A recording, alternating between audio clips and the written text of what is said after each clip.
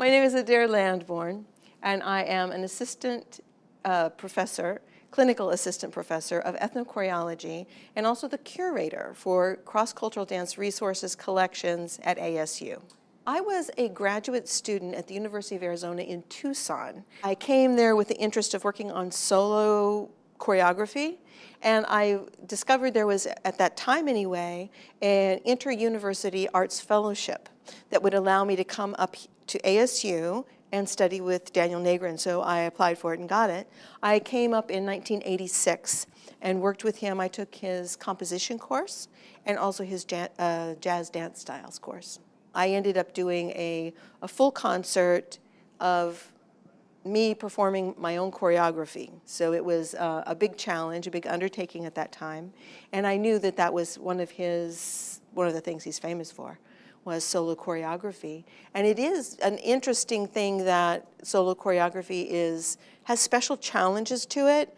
If you're choreographing with a lot of people, if this part of the stage isn't that interesting, that's okay. You can do something over here, you know, kind of balance things out. But if you're a soloist, there's not really any place else for the audience to look.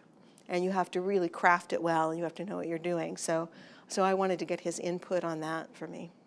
I kind of entered into ASU with not an interloper exactly, but just an outside person who showed up. So compared to the other graduate students at ASU, I wasn't really connected with what they were doing. I was mainly there for the composition course. And his focus, his intensity was very welcome to me.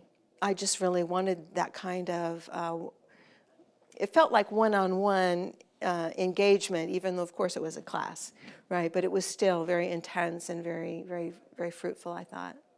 There was one solo that I was working on at the time, and what I took away from what he had to say about that had to do with not just representing something in a sort of pictorial way, but making sure that even if you were representing that there was action underneath that there was something that happens. And I don't know how to explain it any better than that, but but it was very useful because I think I was caught up in a more visual approach at that time, and it kind of helped me see some other ways of going about it. And plus, in a composition class like that, being able to hear what he had to say to other students was really important as well. As part of that inter-university arts fellowship, I set it up so that he would also come down. So he came down to the University of Arizona, and I think what we did was just a showing. People came from certainly the U of A campus, but also, I don't know, far and wide, but it was sort of like a lot of people converged for the opportunity to have him critique what they were working on. So I think that sort of stands out as a special moment. Yeah. I guess I would want to say something about how tough he was, because it was not unheard of for people to leave his classes in tears. You know, you invest so much in a particular dance, a particular performance. It's your artwork, it's your heart, it's your soul, and then there he is saying yes, but. And he could be as kind as he wanted to be in saying that, but he was also hard line about it as well. And actually, I saw a similar quality. I had the opportunity once to work with Lucas Hoving, and of the same generation, and they're just a tough generation, because they were there at the first emergence of modern dance and contemporary dance, and they have standards, they have expectations and understandings, I think, of how movement communicates that that sometimes gets lost in the flurry of other kinds of things. Yeah, I have his books, and I think I have used them a little bit, but not a lot. Not a lot. I feel like they're sort of more of a personal reference for me. I did, when I first met him, tell him who my very first modern dance teacher was, who was Elizabeth Waters, who was a soloist with the Hanya Home Company. And it was kind of fun because he said, oh, she was my first teacher too. So that was an interesting connection. And her approach had a lot of improvisation, coming from the Wiegmann and Hanya Holm tradition. So I appreciate that aspect of his work. I never did a lot of improvisational work with him. I also knew Lee Conner, who did work with him quite a bit, because Lee Conner was at the University of New Mexico, and I'm also from New Mexico. So I'd have taught jazz before, so I was very interested, and I really appreciated the emphasis that he put also on the qualities of it. It wasn't just do this movement, do that movement, but it was really how you did it and understanding the context of it. I took his course, his composition class. I think there was only about, I'm going to guess 7 graduate students, I think, in that class, all of them working on different materials. Seems like they were all solos. I don't really remember any group works in that class, which is interesting. And I don't know what to tell you about it.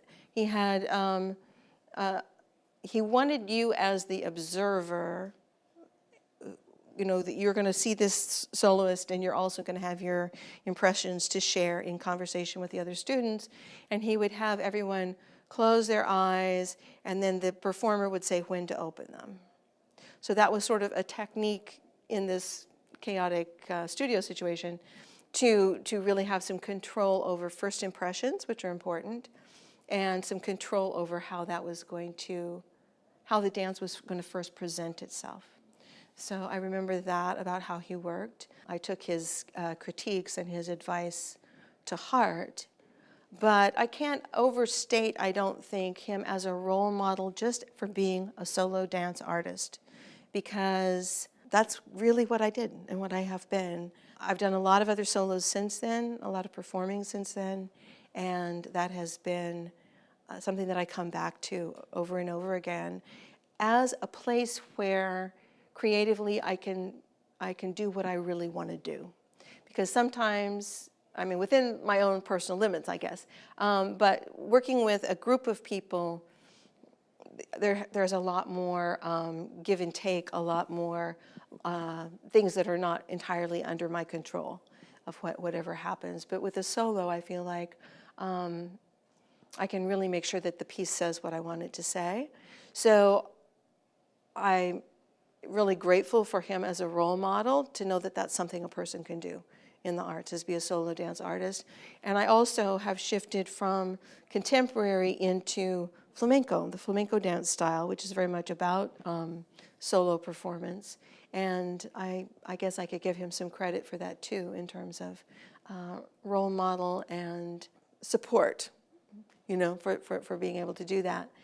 And I saw recently his something that mentioned his own Spanish dance solo, and I have to go back and find that. I haven't seen it yet. And a lot of what he was coming from was really theatrical kind of viability of dances on stage. How is that really going to work?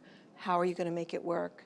You think it's going to work this way, but it's not working, you know, and helping you to understand how to work, how to move through issues like that.